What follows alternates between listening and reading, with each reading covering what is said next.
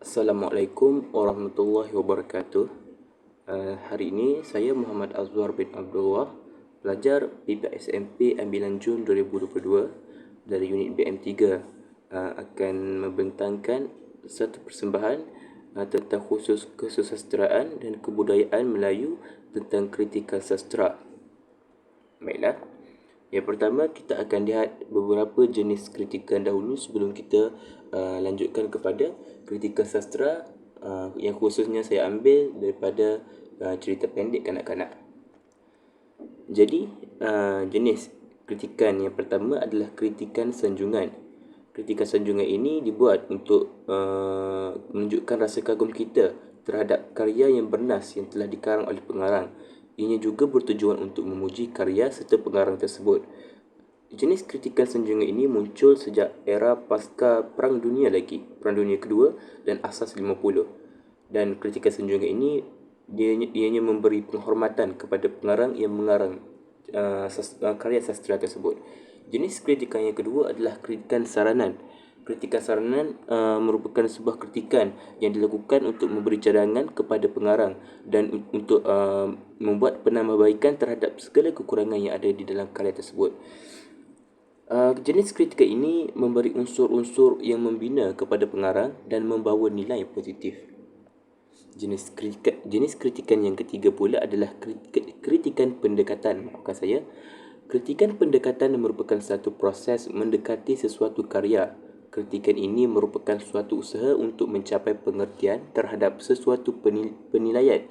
Bidang kritikan ini berlandaskan suatu aspek tertentu. Antara pendekatan kritikan yang berkembang ialah kritikan intrinsik, ekstrinsik, moral, psikologi, sosiologi dan archetype. Dan jenis kritikan yang keempat adalah kritikan penganalisian. Kritikan penganalisian merupakan kritikan yang bersifat penyelidikan untuk mengetahui keadaan yang sebenarnya, termasuk menentukan kedudukan, prestasi atau pencapaian sesebuah karya sastra. Pekaji melakukan penelitian dengan menghurai dan menganalisis karya tersebut. Dalam analisis tersebut, pengarang membuat huraian terperinci terhadap bahasa, permulaan dan pengakhiran cerita, motif, citra, watak, pemikiran, perlambangan, nilai, sudut pandangan, aliran dan ideologi dalam karya berkaitan. Pendekatan ini juga melihat bagaimana teknik penulisan sesebuah karya sastra dari genre tertentu. Kritikan ini bermatlamat untuk mengesan kecenderungan pengarang sama ada menulis sesebuah karya berbentuk konvensional atau eksperimental. Kerja-kerja mengkritik menggunakan ilmu dan teori tertentu untuk mencapai tujuan analisis berkenaan. Seterusnya kita akan melihat kritikan terhadap cerita pendek Kancil dan Buaya. Sedikit sinopsis tentang cerita pendek ini.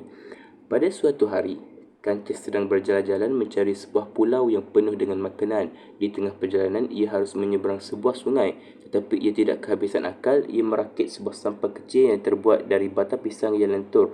Setelah ia merakit sampan itu, ia menariknya ke tepi sungai. Saat Kancil mendekati tepi sungai, ada sesuatu yang menggigit kakinya sehingga ia terkejut. Ternyata yang menggigit kakinya adalah buaya. Ia tak kehabisan akal. Dia mengatakan ia akan menyeberang sungai ini dan akan mencari makanan di pulau seberang. Buaya mengancam jika Kancil kabur, ia akan memakan Kancil hidup-hidup. Buaya dan teman-temannya berbaris untuk membentuk jabatan untuk Kancil. Kancil pun menyeberang. Setelah makan kenyang, Kancil pun kembali ke tempat buaya tadi. Kancil meminta untuk diseberangkan kembali. Buaya pun menurutinya. Setelah diseberangkan, buaya akan menangkap Kancil, tetapi Kancil berlari sekuat tenaga. Buaya sangat marah kepada Kancil. Okay, kita akan lihat kritikan sanjungan yang terdapat dalam yang boleh kita buat terhadap cerita pendek ini. Karya yang dihasilkan oleh pengarang adalah sangat menarik, mudah difahami dan mempunyai pelbagai nilai murni.